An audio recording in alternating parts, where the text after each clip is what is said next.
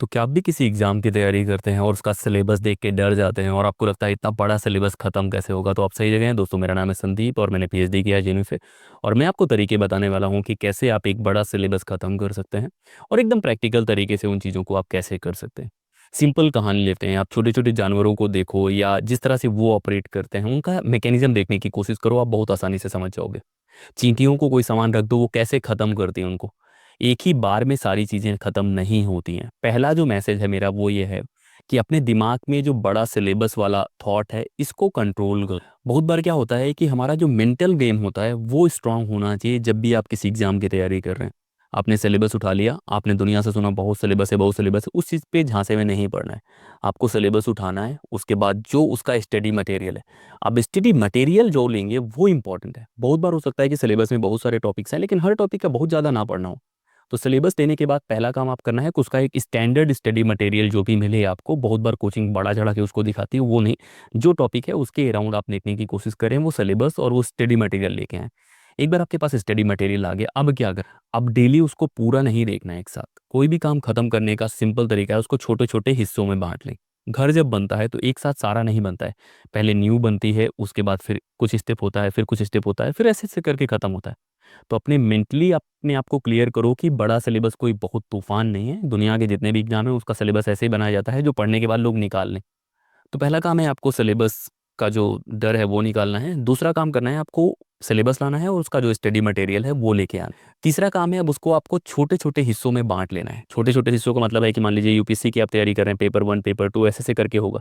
या आप polity history इस तरह में बांट कर सकते हैं, डिवाइड कर सकते हैं। यूपीएसआई की कर रहे हैं तो उसके 4 सेक्शन है, उसके हिसाब से पीसीएस है, कोई भी एग्जाम है उसको वैसे आप डिवाइड कर सकते हैं।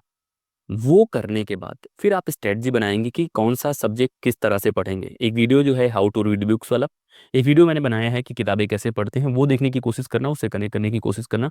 सिंपल है कि एक बार आपके पास मटेरियल आ गया है तो जैसे सावन में नहीं होता कि कोई जानवर छूट जाता है तो उसे घास चरने का मौका मिले, तो वो क्या करता है, वो जितना खा सकता है उतना खाने की कोशिश करता है। आपको भी वही अप्रोच लगाना है कि जितना देर आप पढ़ सकते हैं उतना पढ़ने की कोशिश करो, 10 से 12 घंटे पढ़ने की कोशिश करो।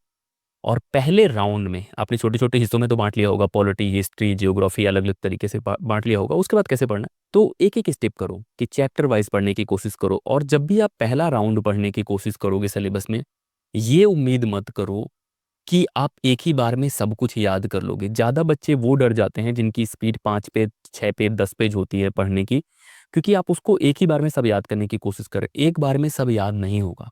और जैसे ही आप बहुत डीप पढ़ने की कोशिश करेंगे कि पहली बार में सब याद कर लूंगा, तो सिलेबस बहुत बड़ा जो है ना आपको नजर आएगा, आप डर जाएंगे। तो आप जितना जल्दी फिनिश कर पाएं, जल्दी करने का मतलब ये नहीं कि आप पढ़ना ही नहीं है, आप पढ़ें लेकिन इसकी रीडिंग करें, जल्दी जल्दी पढ़ें, क्या इंपॉर्टेंट है टिक करते जाएं। और एक बार जब आप पूरा कवर कर लें, साथ ही साथ या चैप्टर वाइज, जैसे आपने 2 चैप्टर पढ़ा, 2 दिन बाद उसको रिवीजन में डाल देंगे और पढ़ते रहेंगे। तो पढ़ना भी है, रिवाइज भी करना है, नहीं तो आप भूल जाएंगे। तो इस तरह से कवर करने की कोशिश करो। जब भी आप नई शुरुआत कर रहे हो किसी एग्जाम की, तो 5 6 घंटे आपको न्यू रीडिंग पे देनी है, नई रीडिंग पे देनी है, 2 घंटे आपको रिवीजन में देना है और फिर आप मॉक 2 महीने 3 महीने बाद शुरू कर सकते। तो ये बेसिक चीज़ें हैं जो आपको पालन करना है। डर निकालना है अपने दिमाग से सिलेबस का, क्योंकि अगर वो टफ नहीं होता एग्जाम तो आप उसकी तैयारी नहीं कर रहे होते हैं। तो आपने खुद सेलेक्ट करा है कि आप किस एग्जाम की तैयारी करेंगे, उसका सिलेबस बड़ा हो सकता है। तो सिलेबस बड़ा है तो आप स्टडी मटेरियल लाइए, स्टैंडर्ड लाइए। और स्टडी मटेरियल में बहुत बार क्या होता है कि आप लोग मल्टीपल पढ़ने की कोशिश करते हैं, इस वजह से सिलेबस बड़ा हो जाता है। मान लीजिए मुझे पॉलिटी पढ़ना है, पॉलिटी में 15 20 टॉपिक है। अब मैं उसको 10 मटेरियल से पढ़ूंगा तो 10 गुना ज़्यादा हो जाएगा। मुझे एक मटेरियल यूज करना है और इंटरनेट का यूज करना है। अगर मान लो कि कोई मटेरियल आपने पढ़ा, आपको लगा यार ये टॉपिक नहीं समझ में है, तब आप यूट्यूब और बाकी जगह यूज कर सकते हैं। लेकिन पहली बार में ही आप 10 मटेरियल मत पढ़िए। तो ये जो स्टेप्स हैं छोटे छोटे हिस्सों में बांट के उसको पढ़ने वाला, पढ़ने के तरीके का अगर आप पालन करेंगे तो कोई भी सिलेबस खत्म हो जाएगा।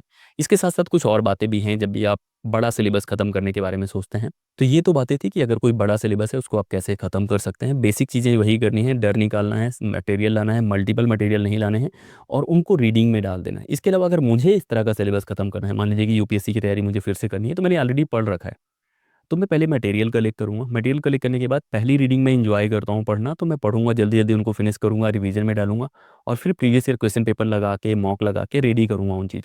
तो ये सिंपल स्टेप्स हैं। आप लोग इसको कॉम्प्लिकेट कैसे करते हैं? आप कोई सब्जेक्ट पढ़ रहे हैं, टॉपिक आपने पढ़ा, आपके किसी दोस्त ने कोई सवाल पूछ दिया, फिर आप पूछेंगे कि तुम कौन सी किताब पढ़ते हो, फिर वो किताब ला के पढ़ेंगे। मल्टीपल सोर्सेस पढ़ने वाला काम जो होता है सबसे खतरनाक काम होता है तैयारी में, क्योंकि आपका मेमोरी वैसे वर्क नहीं करता। अगर आप मल्टीपल सोर्सेस याद करेंगे या पढ़ने की कोशिश करेंगे तो आपका ब्रेन उनको बहुत ज़्यादा पिक नहीं करता। एक स्टैंडर्ड सोर्स रखो, उसके साथ इंटरनेट का यूज़ कर लो, वो बेहतर तरीका होता है। तो ये तो बेसिक्स हैं कैसे आप बड़ा सिलेबस ख़त्म करेंगे।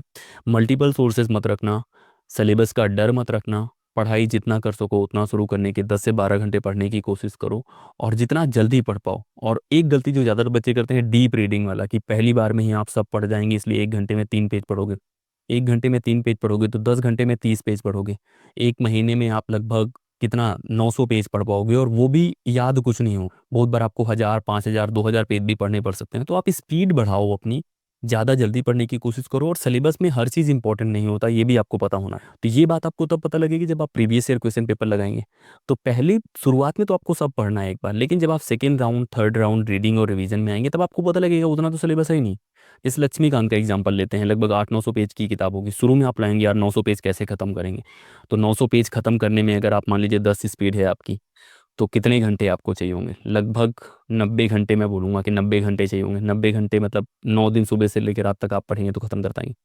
लेकिन अगर आप स्किप रीडिंग करेंगे, अच्छे से रीडिंग करेंगे तो उसको जल्दी पढ़ सकते हैं। लेकिन एक बार पूरा पढ़ने के बाद भी आपको कंप्लीट याद नहीं होगा, तो आपको उसको मल्टीपल बार तो पढ़ना ही है। तो उस तरह से दिमाग लगाओ। तो बहुत बार ये जो डर होता है, बहुत लोग पूछ रहे थे कि बड़ा सिलेबस कैसे खत्म करते हैं। कोई भी सिलेबस इतना बड़ा नहीं होता कि वो खत्म ना हो। बहुत लोग बहुत शौकीन होते हैं किताबें पढ़ने के, तो बहुत स्पीड होती है उनकी। तो उस डर को निकालो, पढ़ो, शुरू करो। और मल्टीपल सोर्सेस मत करना, डीप रीडिंग के चक्कर में मत पढ़ना। डीप रीडिंग से लाख गुना बेहतर है उस चीज़ को 5 बार रिवाइज करना। एक किताब है, आप 5 की स्पीड से उसको पढ़ने की कोशिश कर रहे हैं और आप एक बार उस किताब को पढ़ पाते हैं, बहुत डीप पढ़ते हैं। उससे 10 गुना ज़्यादा है कि उस किताब को 5 बार आप पढ़ें, थोड़ा स्पीड से पढ़ें, क्योंकि आपका ब्रेन रिपीटिशन के बाद याद ज़्यादा रखता है। आप शौक के लिए तो पढ़ नहीं रहे हैं कि उससे एक एक चीज़ मैं निकाल लूंगा, आप उसको इसलिए पढ़ रहे हैं ताकि आप उसको याद कर पाएं। तो जो ट्रिक्स मैं आपको बताने की कोशिश कर रहा हूँ वो एग्जाम पर्सपेक्टिव से है, कि कोई भी एग्जाम अगर आप निकालना चाहते हैं तो उसको कैसे निकालेंगे। तो उसके पर्सपेक्टिव से रिवीजन बहुत इंपॉर्टेंट है, रिपीटिशन बहुत इंपॉर्टेंट है। तो आपको कोई भी सिलेबस दिमाग में रखना है, मल्टीपल नहीं लेना है, डीप रीडिंग में नहीं जाना है। पहली रीडिंग करनी है, दूसरी रीडिंग करनी है, बार बार रीडिंग करना है, और उसको ऐसे अरेंज करो। और ये भी मत करना कि सुबह से लेकर रात तक एक ही किताब पढ़ रहे हो, पॉलिटी उठाए पढ़ो, इफिशियंसी घट जाएगी।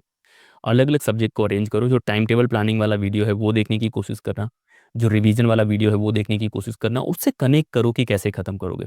अगर आपका कोई पर्टिकुलर एग्जाम का सिलेबस है कि वो कैसे खत्म करना है, तो आप कमेंट करके बता सकते हैं। लेकिन इन जनरल सिलेबस खत्म करने के तरीके ही हैं। डर निकालो, सही स्टडी मटेरियल, मल्टीपल सोर्स नहीं होने चाहिए, डीप रीडिंग के चक्कर में मत पढ़ो, रिपीटिशन में डालो चीज़ों को, और जितना ज़्यादा पढ़ सको उतना पढ़ने की कोशिश करो। अगर एक ही चीज़ पढ़ोगे तो बोर हो सकते हो, इसलिए बार बार अलग अलग चीज़ें पढ़ने के ट्राई करो और सिलेबस का ही पढ़ो। बहुत बार ये होता है कि यार इस चीज़ को मैं एकदम परफेक्ट कर लूँगा। परफेक्शन से एग्जाम नहीं निकलते हैं। एग्जाम निकलते हैं कवरेज से, कि कोई भी सेक्शन छूटना नहीं चाहिए। मान लीजिए कि एक सेक्शन है पॉलिटी का, पार्लियामेंट के बारे में, उस चीज़ पे मैं एकदम एक्सपर्ट हो गया, वहाँ से सवाल ही नहीं आया। मैंने जो दूसरा सेक्शन छोड़ा हुआ वहाँ से सवाल आ गया। उससे बेहतर है एक एवरेज हर टॉपिक पे बनाओ और कवर करने की कोशिश करो। ये सिंपल स्ट्रेटजी होती है। तो ये सारी चीज़ें आप पालन करने की कोशिश करेंगे तो सिलेबस जल्दी कवर हो जाएगा। और भी इस तरह की वीडियोज़ हम लाने की कोशिश करेंगे। आपको कमेंट करके बताना है कि आप किस एग्जाम की तैयारी कर रहे हैं और कितने परसेंटेज सिलेबस आपका कवर हो गया है, और किस तरह की वीडियोज़ आप चाहते हैं। इस वीडियो में इतना ही।